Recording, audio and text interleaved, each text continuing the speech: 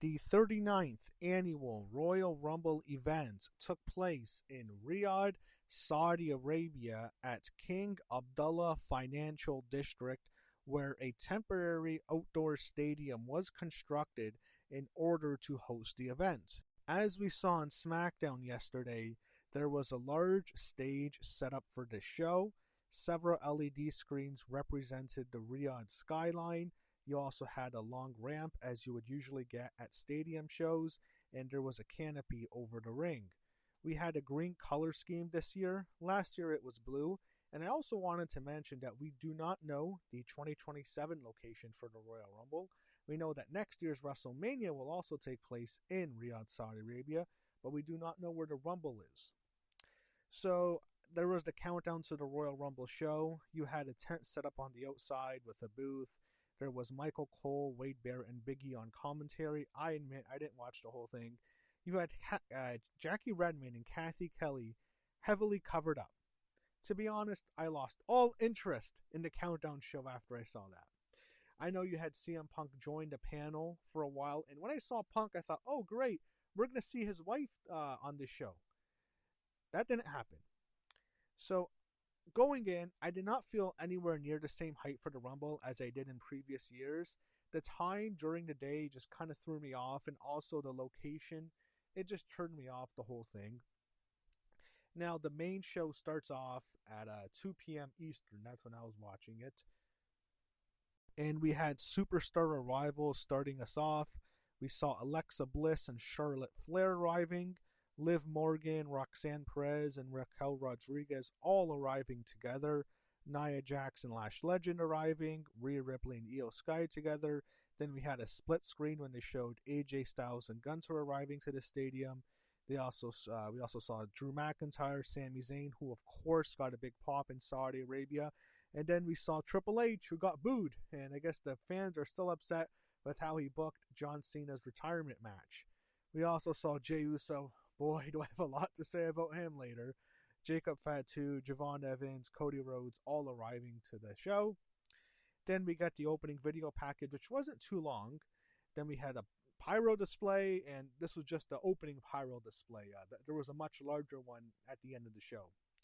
So as I said, I think the set looks really good. I think it makes the show look better. It gives it an atmosphere where it feels like it's a bigger deal, because we never get sets for shows that aren't WrestleMania. Michael Cole and Wade Barrett were on commentary for the show, and our opening match, as everyone expected, was the 2026 Women's Royal Rumble match, the 9th Women's Rumble match. The number one entrant was Charlotte Flair, the only two-time winner of the Women's Royal Rumble match. She came out with her robe, and of course she's covered. All the women have to be covered in this match. That was I get people might not like that, but it's like, what else were you expecting in Saudi Arabia? But Charlotte was actually wearing a hat. She usually doesn't do that. And then the number two entrant was her tag team partner, Alexa Bliss. And she got a good pop. Unfortunately, it was not the pop that she got when she made her return after 2 years at last year's Royal Rumble in Indianapolis. That's still, no one on this show got anywhere near the amount of as big of a pop as Alexa got last year. That's still just an incredible pop. It was the loudest pop all of last year, but she was still very over here. And they come out and then they tease wrestling, but they never do. They tease putting their moves on each other, but they don't go through with it. And then it's a weird thing where they're slowly going to break them up. I don't think it's a good idea to break them up before WrestleMania. I think that's a mistake, but it's clear that that's going to be the direction eventually. Then the number three entrant was Kiana James, who they're feuding with right now. Entrant 4 was Nia Jax. Of course, she got a lot of heat. The 5th entrant was Ivy Nile. The 6th entrant was Lola Vice, who got a decent pop. She had to shake her ass in the body soon. I was thinking, please don't shake her ass. It might be a mistake here. But she got a good reaction, no doubt. The 7th entrance was Candice LeRae. Of course, no reaction. The 8th entrance was Jordan Grace. Here's the big issue with her. She needs better music. She needs the sirens back. It makes her feel like such a bigger star when she had those sirens. So she eliminated Candice LeRae and Lola Vice, and then Ivy Nile. And then Charlotte eliminated Nia Jax. This was later. But the problem was, as she eliminated Nia Jax, Nia before that had Alexa in a powerbomb trying to eliminate her. Alexa did like a hurricanrana on the apron, putting both her and Nia over the top rope. Charlotte went to take out Nia with a boot. She did it. But also, when she hit the boot on Nia and eliminated Nia, she also knocked Alexa Bliss off the apron. So Charlotte inadvertently eliminates her tag team partner, Alexa Bliss, who was very over. The crowd was very upset that Alexa Bliss was eliminated this early. They really like her. And it was like last year, even when she got that insane pop last year, and I know it came at the last second, her return, but she was eliminated pretty quickly after her return. It was just kind of weird. And here she's eliminated quickly again, and she was very over. And in this match, there was another quick elimination of another top female star that you're going to be shocked by. So after Alexa is eliminated, the number 9 entrant was Becky Lynch. And we got a Becky versus Charlotte face-off, which was pretty cool. They went at it for a while. They both went under the bottom rope. The 10th entrant was Soruka. She got a nice pop. She went wild for a bit, got some offense in. Entrant 11 was Roxanne Perez. She got some offense in as well, as they all do when they come out. The 12th entrant was Maxine Dupree. She went right after Becky Lynch. Number 13 was Natty, and it starts off when we hear, the guitar riff at when Bret Hart would always have. That's what Natty adopted for her theme music, and it starts off all great. She's Natalya again. No, and then it turns into new music. She's now Natty Neidhart, and she goes into the ring with this new gimmick. It was pretty cool. She went after Maxine right away. Then out of nowhere, I was as upset I was that they eliminated Alexa so quickly. This baffled me. I did not understand why they did this. Natalya just eliminates Becky Lynch like she's a jobber. She eliminated Becky Lynch like she would have Maxine Dupree or something, like she was nothing. I'm thinking to myself, what the fuck? Why? Why would they just eliminate Becky like that, like she's nothing? It's Becky. Alexa and Becky are easily like 2 of the 5 most over people in this match. Easily. And they're both out quickly. What do they think? I'm thinking to myself, what's wrong with these fucking agents? Who thinks this is a good idea? Why do you think it's a good idea to eliminate Becky Lynch so fast? I mean, if you want to eliminate Alexa Bliss fast, it's also suitable. At least you can blame it on Charlotte. What logic gets eliminated Becky? Eliminating her so fast. It was so stupid. And as I said, Alexa Bliss and Becky Lynch got eliminated way too early in this match. And it upset me. It threw me off for a bit. It took me out of the match. And right when Becky was, I'm thinking, great, so no AJ Lee, because AJ should be the one that eliminated Becky Lynch. She would have came out, she would have got a big pop from the crowd. She eliminates Becky, everyone's going to cheer. Right when they eliminated Becky, I thought, all right, I don't think AJ Lee's coming out here. And it was weird because Punk was there. I was thinking, all right, Punk's there, AJ's going to be there. Nope. Anyways, our number 14th entrant turned out to be Liv Morgan, who I picked to win this match.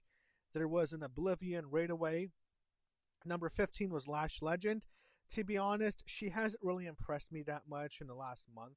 She had a really good showing at Survivor Series in the War Games match, I thought, but she really hasn't been doing much to impress me recently. And she got elimination over Jordynne Grace way too easily. Fans weren't happy, and neither was I. I didn't agree with eliminating Jordynne Grace this quickly. And I thought Jordynne should have been someone who goes near the end. I mean, she's not going to win, but I thought she could have been like in the final 4.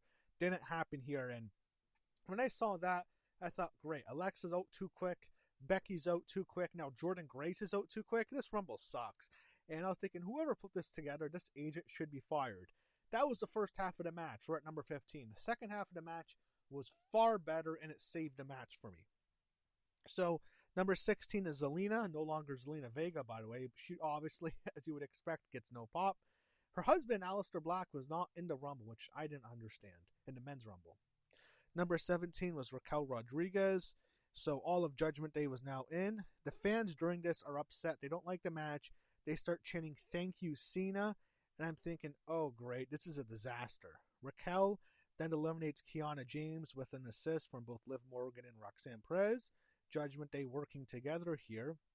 And then number 18 was Chelsea Green. Alba Fire came out with her, and Alba was never in the match, but she just came out with Chelsea, and she saved her a couple of times in the match. Chelsea was very over when she came out, by the way. Number 19 was Julia. Of course, she didn't get much of a reaction, as you would expect. Number 20 was Io Sky. Obviously, she's very over here. 21 was Asuka, and Kairi Sane wasn't with her, and Kairi never actually declared for the Rumble. So I thought, oh, okay, I guess Kairi's going to come out later and accidentally eliminate Asuka, which is exactly what happened. So Asuka was actually wrestling with Julia and Io, which was pretty cool, seeing them wrestle together, go at it.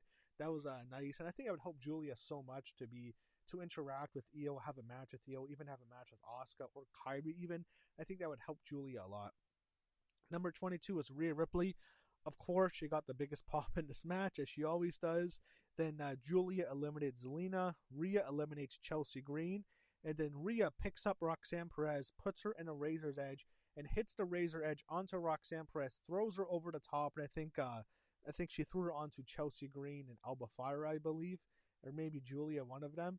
And that took out Roxanne Perez, so Rhea takes out Roxanne. Unfortunately, I thought Roxanne should have lasted a little bit longer here. 23 was Bayley. Then when Bayley came out soon after that, Sol Ruka tried to do some Kofi Kingston type spot in this match. 24 was JC Jane. No pop, and I was good. I'm happy. I was like, good. Don't cheer for her. Like, I'm not a fan of JC Jane. If you watch my NXT reviews, I rant every week that she's been champion for so long when there's an entire division that's more talented and has far more potential than her. So, yeah, I don't care what Shawn Michaels thinks. This is Shawn Michaels' favorite wrestler. I'm glad she didn't get over, to be honest. So Liv Morgan eliminates Natty with an Oblivion. So why eliminate Becky? Like, what a stupid thing to have Natty just toss out Becky like she's nothing, like she's a jobber.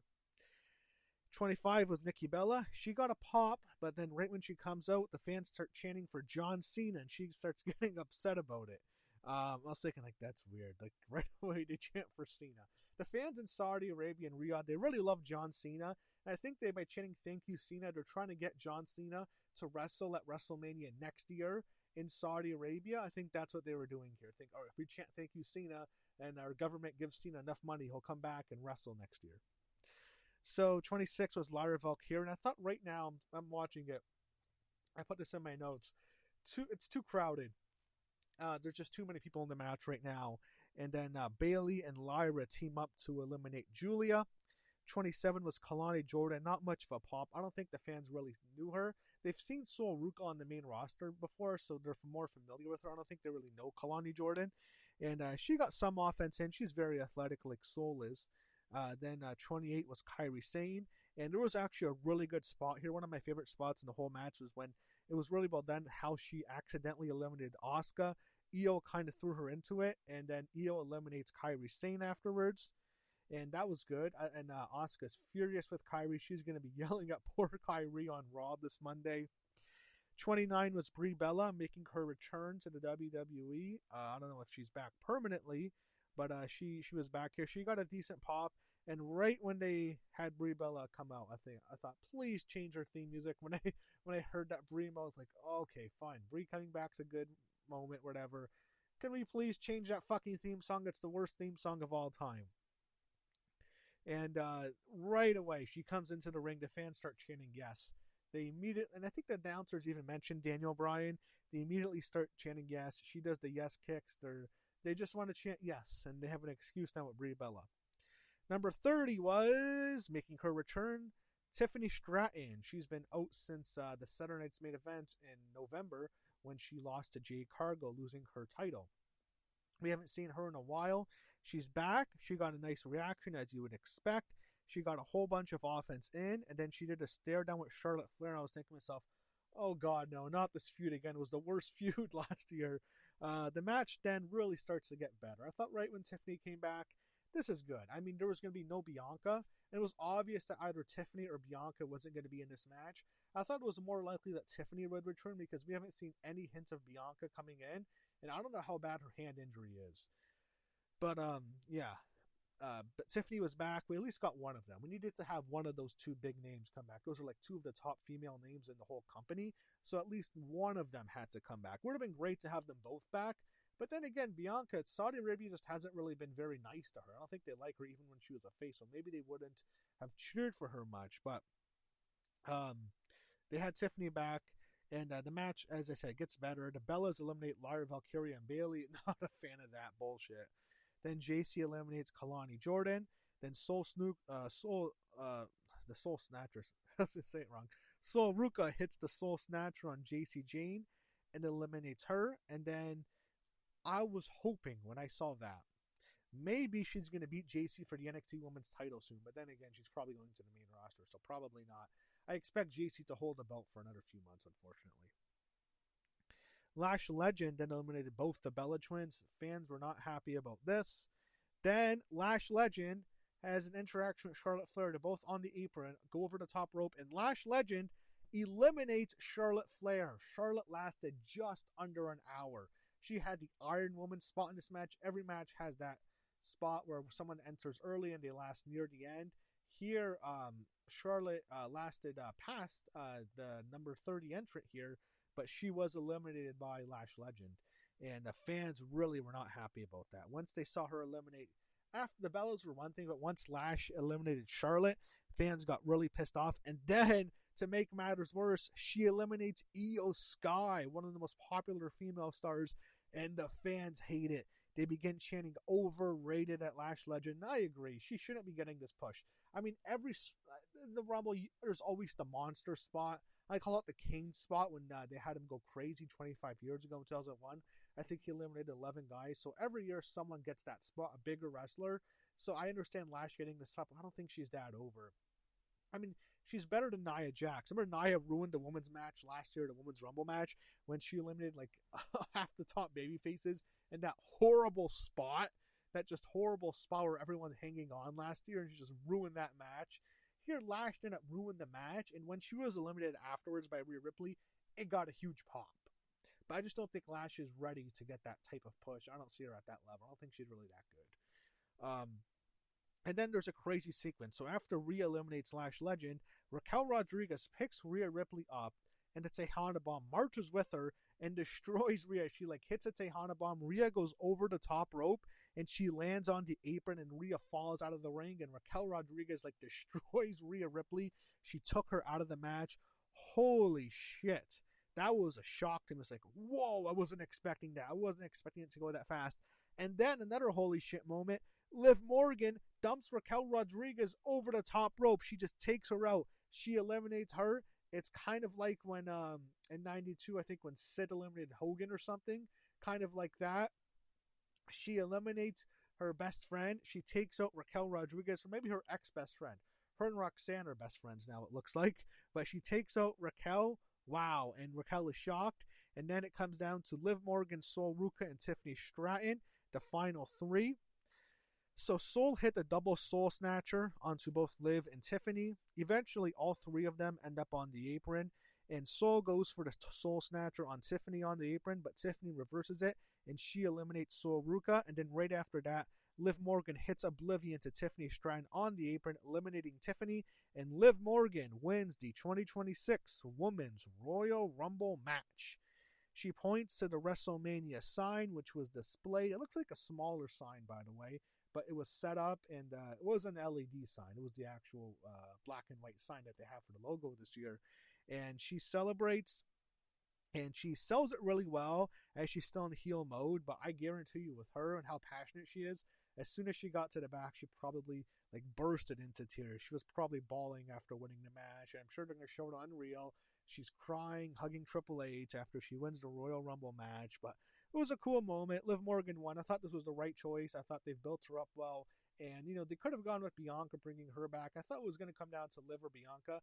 But as we got closer to the show over the last couple weeks, it came more apparent to me that Liv Morgan is winning this match, and she did. And I thought that was the right choice. And the match, I'll say this, it picked up dramatically near the end. It got a lot. The second half was so much better than the first half. The first match was baffling. They eliminate Alexa Bliss too early. They eliminate Becky Lynch too early. I thought they eliminated Jordynne Grace too early. Some of the decisions were just, I did not understand why they were doing this. But then they got better in the second half. And the final 5 to 10 minutes or so, I thought was very good. And it saved the match. It made it actually an above average Women's Rumble match. I thought it was better than the match last year. And last year was the opposite, because last year was actually really good, but then the ending sequence ruined the match and it killed it. Here it wasn't very good, but the ending sequence was actually really good, and it saved it. It actually brought it up. So I actually would put this slightly above last year's Women's Royal Rumble match because of that, because it ended on such a better note. So there was no Bianca Belair, as I mentioned. I don't know how bad her hand injury is. There was also no AJ Lee. I did not understand that, and there was also no Blake Monroe. I was right about all four of the women coming in from NXT. I thought JC Jane was a lock. Sol Ruka was a lock. Lola Vice, I wasn't sure about. I thought it was likely. And Kalani Jordan, again, I thought it was likely, but I wasn't sure. Blake Monroe, I thought was almost a lock. I thought for sure she's coming in. No Blake Monroe. I don't think she even appeared on NXT on Tuesday, not in front of the live crowd. So that one surprised me. I thought she would come out, but maybe they don't plan on bringing her up to the main roster for a while. They want her to be the star in NXT. Unfortunately, Shawn Michaels wants to push JC Jane over Blake Monroe, so go figure. But they showed the Women's Royal Rumble lineage afterwards. Liv Morgan is the 9th winner. The first was Asuka in 2018, then Becky Lynch in 2019, then Charlotte Flair in 2020, Bianca Belair in 2021, then Ronda Rousey in 2022. I thought Sasha Banks should have won that match, by the way. 2023 was Rhea Ripley. 2024 was Bayley. 2025 was Charlotte Flair again for the second time. And now in 2026, the winner of the Women's Royal Rumble match is Liv Morgan. She is the 9th winner, and she's going to WrestleMania 42. I think her opponent is likely Stephanie Vaquer at WrestleMania, but we will see. Then they show Obafemi outside, and I mean it was outside. There's no backstage. I don't think there's a backstage for the new temporary stadium, but it's like there's a whole bunch of tents, and they show Obafemi outside, warming up for the match, for the Rumble match. Then we get the Gunther against AJ Styles, the video package to set up their match. Gunther was out to some heat, as you would expect. Then AJ Styles comes out to a big pop. He's visibly emotional when he comes out. It almost in some ways reminds me of when he came out, when he made his debut in the WWE at the 2016 Royal Rumble. If you recall, he was the third entrant in that match. He comes out, and I don't think he was expecting that big of a reaction. So when he got that huge pop, he kind of soaked it all in, and he almost was about to cry. And here it was kind of similar. You can tell he's soaking it in, and he's almost about to cry here. And he was visibly emotional when he came out, and it was a great moment. He got a huge pop. And then we get this match. Of course, his career is on the line. AJ Styles against Gunther. If AJ Styles were to lose this match, he would have to retire, and it would give Gunther the third retirement in about 6 months or so, maybe more than 6 months. It was Goldberg last July at Saturday Night's Main Events. Then, of course, last December, it's John Cena. He retired, and now at the Royal Rumble, AJ Styles was wrestling for his career, because if he were to lose to Gunther, he would also retire. So fans loved AJ. They chanted his name repeatedly. He was so over here. He was the most over person on this whole show, probably. Even more so than Sami Zayn, who was also over. But I thought AJ was just insanely over, and they knew it. The fans could tell he's going to retire. And it was so obvious. And I blame Nakamura. But I think Nakamura posting that actually made this a better moment, because once people knew it was for AJ, they weren't necessarily convinced before, but once they knew it was it, he got that special moment that he really deserved. So Gunther got the heat early on. AJ got cut badly because Gunther slammed him onto the announce booth. And I think what happened was AJ's arm scraped one of the monitors, and he wasn't just cut from his arm, he was cut deep, and this was bleeding badly. I don't know if they had to, I hope they cleaned up the wound, because it's like all over Gunther. It's like on his shoulder, and he has blood. I'm thinking, AJ got cut from the head. No, AJ got cut from the arm. So AJ was able to rally. First, he hits a Pele kick that still looks great in 2026. And but then Gunther is able to hit a power bomb. AJ Styles kicks out. And then they had a really cool sequence where they traded submission holds. AJ had him in the calf crusher, which looked great. And then Gunther had AJ in the sleeper hold. And this was the first time he was on the sleeper. AJ got out of it. Eventually, AJ hits the phenomenal form onto Gunther, but it's on the outside. I think it was similar to the one he gave to Randy Orton when he beat him at WrestleMania. First, he hit the phenomenal form to the outside, then back in the ring. Here, he just hit it on the outside to Gunther. And then they're back in the ring, and that's when AJ hits this really nice springboard 450 splash. But it's not enough to beat Gunther. And then AJ is able to hit a Styles Clash, and this was the hope spot. Everyone in the stadium got on their feet and thought, all right, this is AJ's chance. 1, 2, Gunther kicks out. And right when Gunther kicked out, I think people can kind of tell, all right, AJ's probably not going to win this match. Then Gunther hits a low blow. Then he hits a power bomb, and this is when he distracted the referee first, so the ref couldn't see. He hits a low blow, then a power bomb, and this is how he beat AJ on Raw a couple of weeks ago. And people were upset and thinking, oh, this is horrible. Don't beat AJ like this. And there was a lot of concern from the fans, but AJ kicks out. I knew they weren't going to end this match like that. I just knew it. So eventually AJ is able to fight back, and this is when Gunther, he fights back after Gunther begins to chop the shit out of him. He just chops AJ like you've never seen. And he wasn't even getting woo chants. It was like, oh, this is just brutal to watch. He is chopping the shit out of AJ Styles. AJ then starts fighting back. He starts hitting forearms to Gunther, backing him up. He goes for a phenomenal forearm onto Gunther, but that's when Gunther reverses it into the sleeper hold, and this kind of spelled the end for AJ. Fans were trying to rally him to get out of the sleeper hold. They didn't want him to give up, and he was in it for a very long time. He fought hard to get out of it.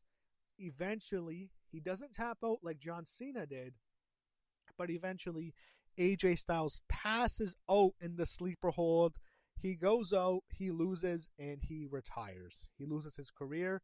His career is on the line, and Gunther defeats AJ Styles. There was a shock after the match, as we saw after the John Cena match. Fans were stunned. Some were almost reduced to tears. They were shocked. Gunther won, and they waited a bit to start playing Gunther's theme music. They let the moment sink in for a bit, but then Gunther wins. He leaves. After the match, AJ wakes up after being choked out in the sleeper hold, after he passes out, actually, and he gets to his feet and he receives a wonderful standing ovation from the crowd. He's visibly emotional as he stands in the center of the ring while the fans chant his name.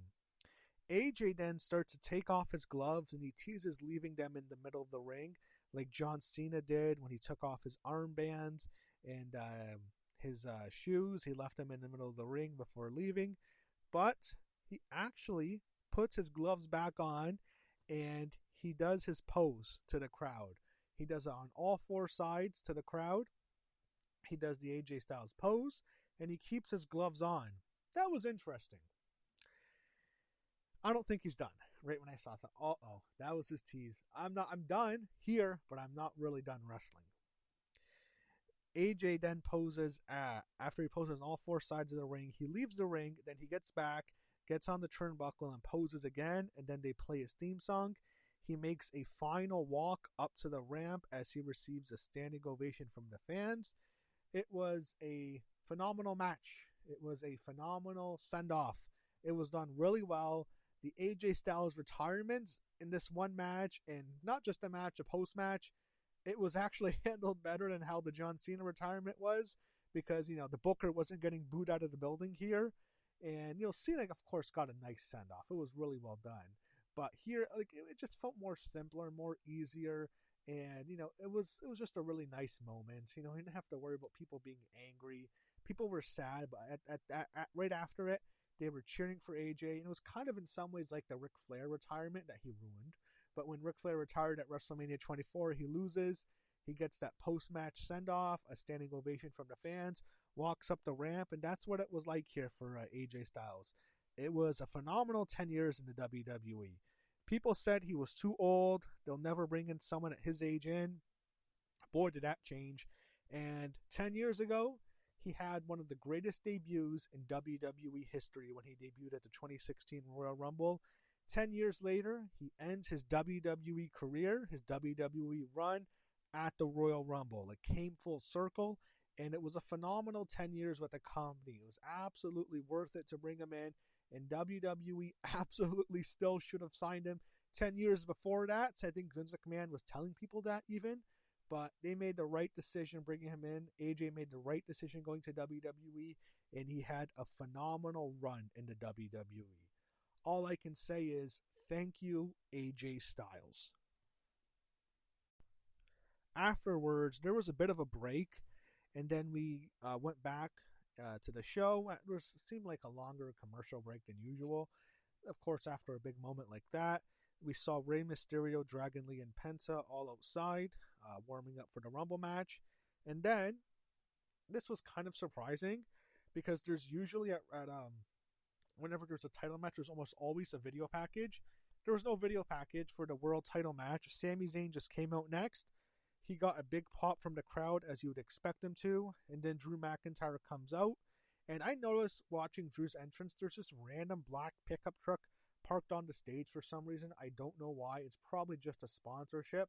But I was thinking, oh, maybe there's going to be a spot there. Someone gets slammed into the truck. That never happened.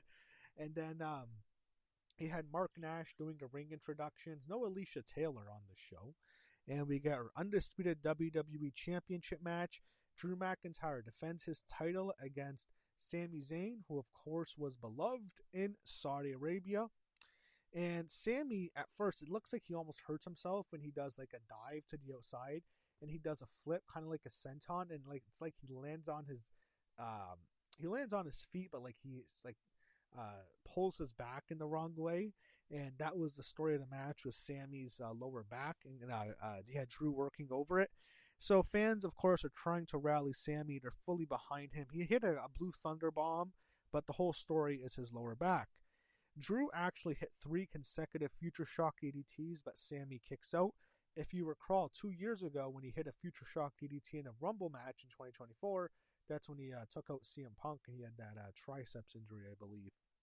So Drew got a Claymore kick, but Sami Zayn gets his foot on the bottom rope. He survives. He didn't kick out of the Claymore. But then Sami Zayn hits a haluva kick soon after to Drew McIntyre. Goes for the pin. 1, 2. Drew kicks out of the haluva kick. So then they're on the outside now. And Drew McIntyre powerbombed Sami Zayn through the announce table. Looked really good. He smashed him right through it. Whenever the announce table breaks nowadays, it looks so much more painful. And looks like it's a bigger collision than it was before, because of the new table. So they're back in the ring now. Looks like Drew's going to put him away. But Sami rallies. He hits an exploder suplex into the turnbuckle. And then he goes to hit the haluva kick, but then Drew intercepts him and hits a Claymore kick. And that was it after that. Drew didn't pin him right away. He got up. Sami got to his knees. And for good measure, Drew hit a 3rd Claymore kick while Sami's on his knees. He then pinned Sami Zayn. 1, 2, 3. Drew McIntyre retains the Undisputed WWE Championship in a good match. Actually, a very good match. I enjoyed it. But it was kind of a match where it was impossible to follow what happened before with AJ's retirement. And it was just impossible to follow up. And it was still a very good match, I thought. I thought it was a title match that would be a decent main event on a PLE. That's how I felt about this match. It would be decent. But not a classic or anything like that. And the thing is, no one, as much as people love Sami Zayn in Riyadh, in Saudi Arabia, everyone knew he had no chance to win this match. There wasn't this huge negative reaction when Drew won. Everyone was expecting Drew to win. This was the lock of the night, and I think everyone predicted Drew McIntyre to beat Sami Zayn in this match. He retains his title, and looks like he's going to be facing Cody Rhodes again. We'll get to that later. So they showed highlights of the panel, and I didn't watch this because I missed most of the countdown show, but there was this part where Paul Heyman goes after Adam Pearce, who was sitting on the panel, and he's threatening him because Braun Breaker was number 2. No, Braun Breaker's number 1, but they fucked it up on SmackDown if you watch the show. I don't know if they edited out during the US feed, but on SmackDown yesterday, I think Fraxium's making their entrance, and when they make their entrance, there was a graphic under the screen, as you have the Rumble graphic during the matches, that said Braun Breaker is the number 1 entrant. I'm thinking, what the fuck did they just do? Braun Breaker was the number 1 entrant. But no, he became the number 2 entrant now. They probably changed it, I believe, unless this is part of a storyline. Maybe they're going to use that as part of a storyline. I don't know. But after that, we got a long commercial break. And then, of course, they're setting up for the main event. They're setting up for the Men's Royal Rumble. Mark Nash did the ring introductions for the Men's Rumble, and as I said, there was no Alicia Taylor here, but I think he overdoes it too much, and he kind of did it at the end. We're almost expecting him to do like a Michael Buffer thing, where he's gonna do the "Let's get ready to rumble," but I think he's just saying, "Are you ready for the Royal Rumble match?" And we get the main event, the Men's Royal Rumble match, the 2026 Men's Royal Rumble match. I believe the 39th Men's Rumble match. And the number 1 entrant was Obafemi. He was very over with the crowd. The number 2 entrant was Braun Breaker. He was up with Paul Heyman. And someone immediately jumps Braun from behind, throws him into the steps, and then hits a curb stomp. He then throws Braun back into the ring, and Oba eliminates him right away. And there goes my prediction. If you watch my predictions video, I had Braun Breaker winning. I didn't really want Roman Reigns to win. I thought, you know what, they're going to go with Braun Breaker this year. They're going to do it. They're going to go all the way with him and crown him at WrestleMania. That did not happen. Instead, he was the first person eliminated. I don't think anyone had that on their bingo card. But Braun Breaker was out. I mean, they protected him in a way.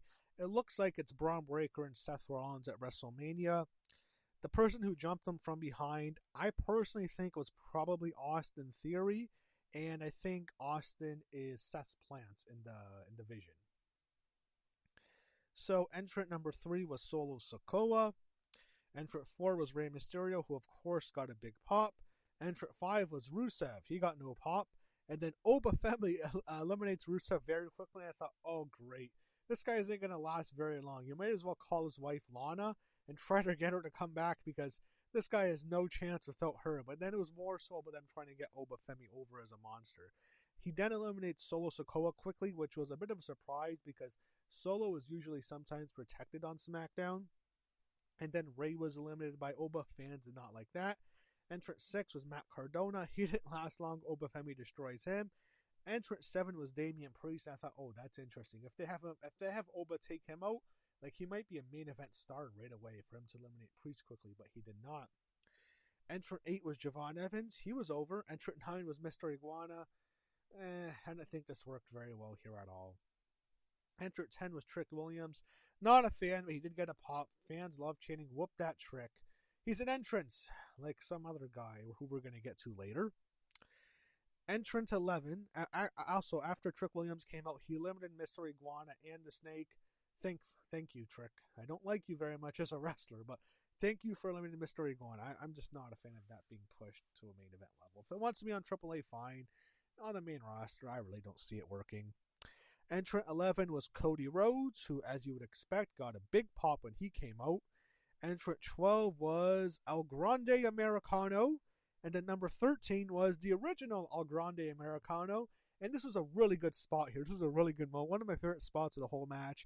The original El Grande, Chad Gable, eliminates the impersonator Ludwig Kaiser. So Gable eliminates Kaiser. This was a cool spot. And then Trick Williams eliminates the original El Grande Americano, Chad Gable. That people didn't like that. But then Cody Rhodes eliminates Trick Williams, and I'm really into this right now. I'm thinking, yeah, this is really good. I liked Obafemi getting that monster spot. You know, I kind of wish Braun Breaker was eliminated so quickly, but the first half of this match, almost the opposite of the women's match, was actually really, really good. The problem was the second half was not good. It's the opposite of the women's match. We'll get to that later. So number 14, entrant 14, was Powerhouse Hobbs. To be honest, I think it would have been more effective for him to just debut in NXT. He didn't get much of a reaction here because nobody knew who he was. You know, the screen said Powerhouse Hobbs, then it says Royce Keys, which is what he's going to be known in WWE. It would have been better in NXT. If he debuted there, would have got more of a pop. He eliminates Damian Priest, which is a bit of a surprise because Priest, he's not a top guy anymore, but he's still an upper mid-carder. And then you had Keys, I almost called him Hobbs, but he had a brief stare down with Cody Rhodes. And of course, they never mentioned a place in which him and Cody used to wrestle at. 15 was Austin Theory. Entrant 16 was Bronson Reed. And now you have two members of the Vision. And that's when the fans randomly start chanting, "Thank you, Cena." They began to lose interest in this match around the halfway point. As I said, it was kind of the opposite of the women's match, where the first half wasn't good, the second half was good. The first half was really good, the second half was not good. Then entrant 17 was Ilya Dragunov. Got a decent pop. Entrant 18, this is a huge mistake here, was La Parka. Why? Don't put him out here. If you want to put Mr. Iguana, I didn't agree with him, but it didn't bother me that much. La Parka was a huge mistake. Nobody knew who he was. And I think it did more damage than help him, and it made people not want to watch AAA. And I thought, oh, great, this guy's not a star. It's not going to help AAA in the slightest having him out here. Having Iguana there by himself is fine. I thought Mike Santana, the TNA champion, would come out. I thought we'd get a TNA star because we've been getting TNA stars in the men's rumble and in the women's rumble. We didn't get any TNA stars here, and obviously because it's in Saudi Arabia, it's a long flight. But this surprised me really. I really don't know why they put La Park in here. This did not work at all. He was not over. No one knew who he was. It just seems like they wanted to put him in there so they can say Canelo Alvarez, the famous boxer, put his mask on. That's the only reason he was there, is because of Canelo Alvarez. 20 was Logan Paul, so Division are then together. 3 of the 4 at least, they eliminated Royce Keys, and then they eliminate La Parka, then Dragon Lee. 21 was a returning LA Knight who got a big pop. He eliminates Austin Theory and Bronson, which was pretty cool. I like that. 2022 was the 22nd entrant was Brock Lesnar. Okay. This was fine when he came out. We're going to talk a lot about how he got eliminated later on. I have a lot to say about that, but he came out with Paul Heyman. It was Suplex City, and then he did a stare down with Obafemi, which was really good. I was into that. I was looking forward to that. Then Miz was number 23. Then I think around that time, Brock eliminates Ilya Dragunov. 24 was Rey Fenix. He's put in a horrible spot. They didn't need to even be in this match if he was going to come out at number 24. Don't make him follow Brock Lesnar. What a stupid thing to do. Of course he got no pop. Brock took him out quickly. And then Obafemi had his back turned. And that's when Brock snuck behind him and eliminated Obafemi. Then he turns on Logan Paul. 25. This is where the match ruined. This is where the match fell apart. Holy shit, this was fucking horrible. Number 25 was Jey Uso. He yeets through the crowd for a fucking eternity. As he's yeeting, Cody Rhodes and LA Knight eliminate Brock Lesnar. You heard me. During someone's entrance, during a 40-minute fucking entrance, a 90-second entrance, his entrance took so long that right when he came into the ring, the next entrant was out. Jey Uso is moving at a fucking snail's pace. Cody Rhodes and LA Knight eliminate Brock Lesnar, and this was a fucking disaster. This was the worst spot of the whole show, though easily the worst spot of the whole night. One of the worst spots in Royal Rumble history. It's up there with Jey Uso winning last year's Royal Rumble, which ruined that show. So congratulations, Jey Uso. You've managed to ruin 2 Royal Rumble matches in a row. Congratulations, Jey, you bum. You also ruined the Survivor Series main event last November. So you've ruined the last 2 main events of 2 major Big 4 PLEs. Jey Uso, you fucking suck. He gets in the ring, and this is after Brock Lesnar is eliminated. He does the fucking yeet entrance again. Do it again during the Royal Rumble match. He's ruined the match. It never recovered from this. This was fucking terrible. Jey Uso is fucking awful. This guy needs to go. He's fucking trash. He fucking sucks. Jey Uso sucks. Oh my god, this guy is fucking horrible.